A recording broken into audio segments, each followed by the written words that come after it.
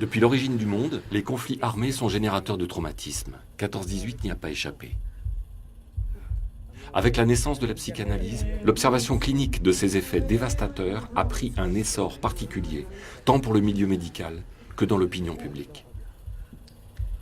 Je suis touché. Je suis touché. Je suis touché.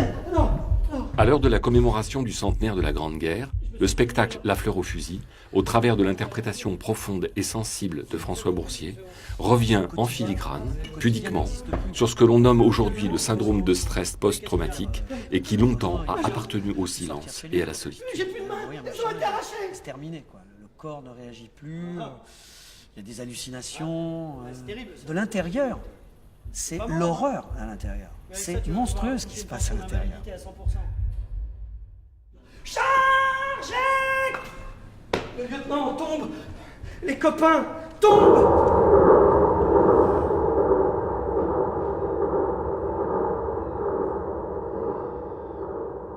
À l'époque de la guerre 14-18, les psychiatres trouvent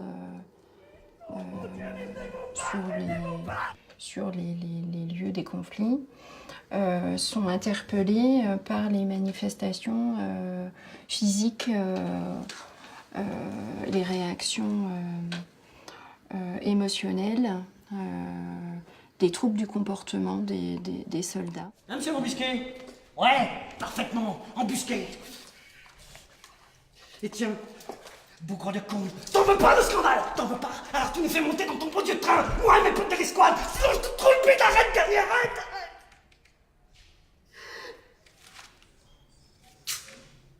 Arrête! Ils disent un blanc, rien, le néant, un trou. Donc là, c'est l'effroi, et finalement, la personne va, pour celui qui regarderait, paraîtrait sidéré, quoi. C'est-à-dire que soit ça se manifeste par un mutisme, la personne ne bouge plus, ne bouge pas, ou une agitation, à l'inverse, quoi. Le plus terrible tranché! Ça doit être un passe-la-vie, ouais!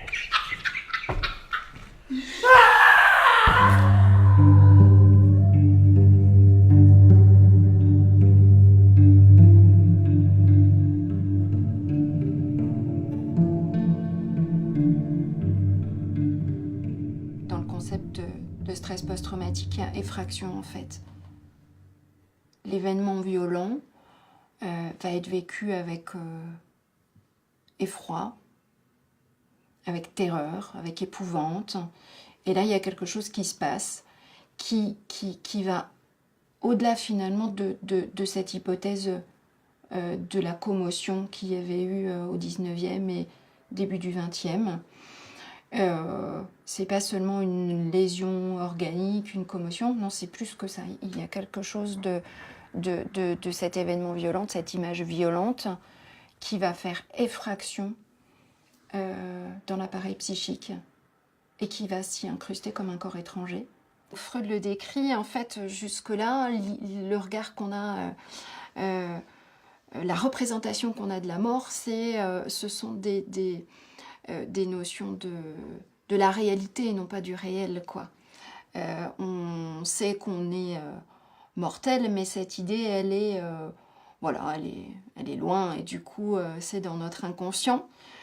Au moment de la confrontation avec le réel de la mort, c'est la prise de conscience. Donc c'est une confrontation brutale et violente, quoi. On n'a pas de signifiant pour nommer ce qu'il en est du réel de la mort. La mort, on n'en sait rien.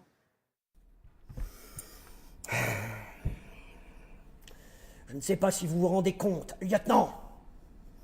À peine un tiers des hommes perdus. Que ça!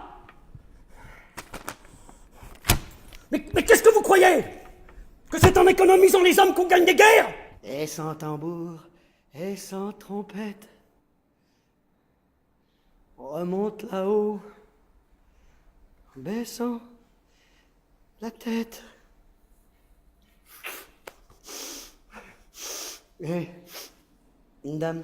En fait, fin 19e, Oppenheimer a décrit des choses déjà.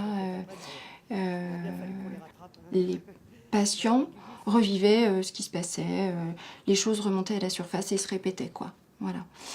Syndrome de répétition, c'est aussi au niveau des flashs et des troubles du sommeil. Dans les troubles du sommeil, les cauchemars. Donc ça en fait partie. Et puis aussi une altération de la personnalité. Et puis après, on a Freud et Charcot qui, eux, parlent de l'hystérie, comme par exemple une paralysie d'une jambe, un bras,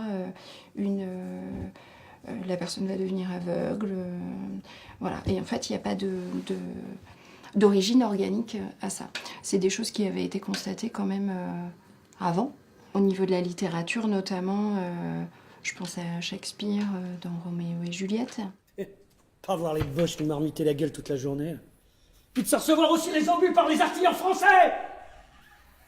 Ça me rendait un petit peu ma boule, Garnier, là.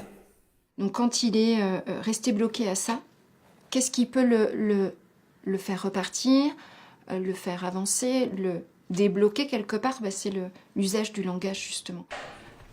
C'est malheureux de voir sur les grands boulevards tous ces gros qui font la foire. Si pour eux la vie est rose, pour nous c'est pas la même chose. Par exemple, sur scène, la pièce, Alain, il y a une poétique, il y a une écriture. Donc ça veut dire que l'écriture, elle est déstructurée, elle n'est plus du tout dans l'axe d'un sens littéral. Elle est poétisée, même avec une poétique populaire, puisque je reprends beaucoup de termes dans La fleur au fusil d'un langage populaire parigot, par exemple, parisien, utilisé à l'époque. Il aurait quand même fallu 3 mois à Garnier, puis à ces joyeux piou-piou là, pour comprendre que les coups de fusil, ça fait pas le même bruit que les bouchons de champagne. 3 mois à galoper comme des lapins, à se faire tirer pareil. On ne peut pas percevoir un événement de la même manière, un documentaire, un reportage ou au théâtre. Ça peut pas être pareil. L'art peut prendre le relais de quelque chose, ça c'est vrai, le relais de l'émotion, le relais du sentiment. Ce que ne fait pas, par exemple, le cours d'histoire. Il va relayer les faits, mais pas forcément l'humain. Et par l'humain, et là ça rejoint la question, c'est-à-dire pourquoi montrer cette souffrance, eh bien on s'aperçoit qu'en fait, c'est que la fiction permet beaucoup plus l'empathie avec les autres, l'attachement à l'autre, le rapport à l'autre, que l'informatif. Juliette, Verdun, c'est eux, Verdun, c'est eux. Ça produit une possibilité beaucoup plus grande d'attachement à l'autre, d'empathie, donc de construction sociale. Pour le spectateur qui est face enfin pour chaque individu qui est face à des questionnements existentialistes, à des questionnements fondamentaux, ce qui sont fondamentaux, ces questionnements, c'est tous les jours, ces questionnements, c'est le questionnement sur sa propre mort, sur la mort des siens, sur la disparition, la souffrance, sur le deuil, sur la perte. Du coup, c'est des questionnements fondamentaux. Le théâtre offre des possibilités de réponse, offre un échantillon de signifiants. Qui me protège, ni le fer, ni le feu, ni le fer, ni le feu, ni le fer, ni le feu. Chut, chut, chut. Écoute.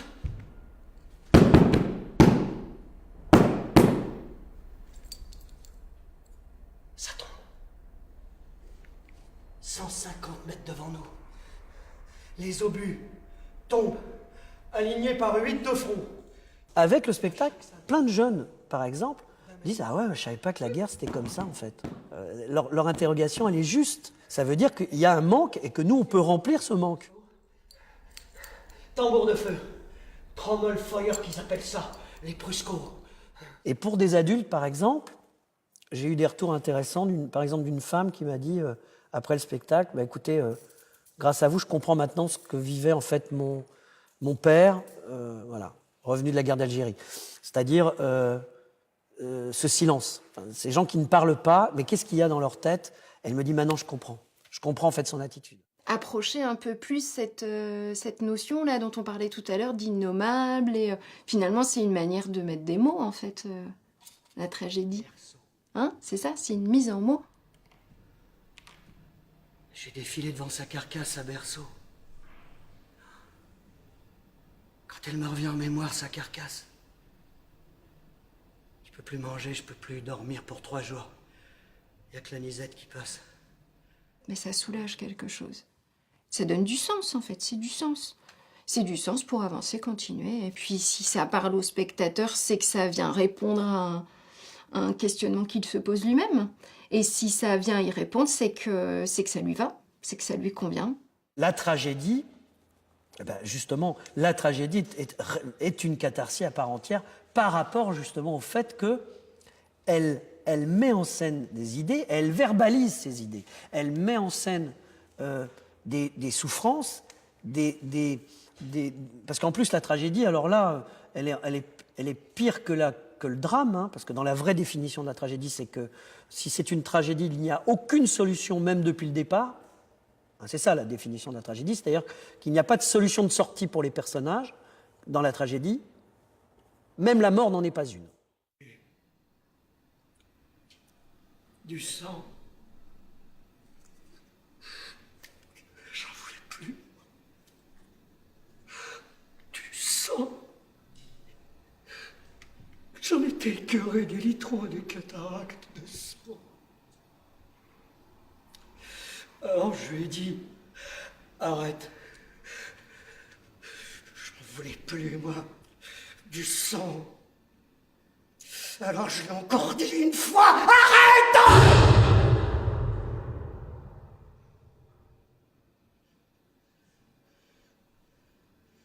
Puis j'ai versé le sang. Quand on prend la tragédie, par exemple, de La Fleur au fusil, de toute façon, c'est une tragédie, parce qu'il n'y a pas le choix. Montrer ça dans une œuvre comme celle-ci, c'est aussi permettre de quelquefois sortir de nos propres, encore une fois, de mettre en analogie nos propres tragédies. C'est-à-dire nos propres problématiques dans lesquelles on s'enferme la plupart du temps, où les issues de sortie n'existent plus. Tragédie personnelle, mais tragédie collective aussi. Hein. On est bien d'accord. Tragédie collective aussi. C'est pas la guerre qui est finie? C'est la paix qui est morte pour toujours.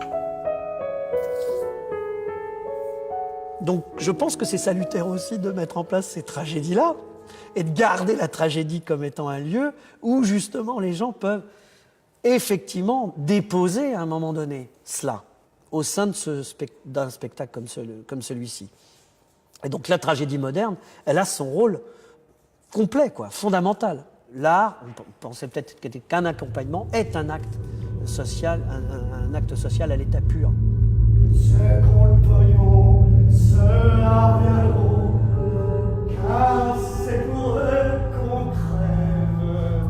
Mais c'est fini, car les troufions, on va se mettre en grève.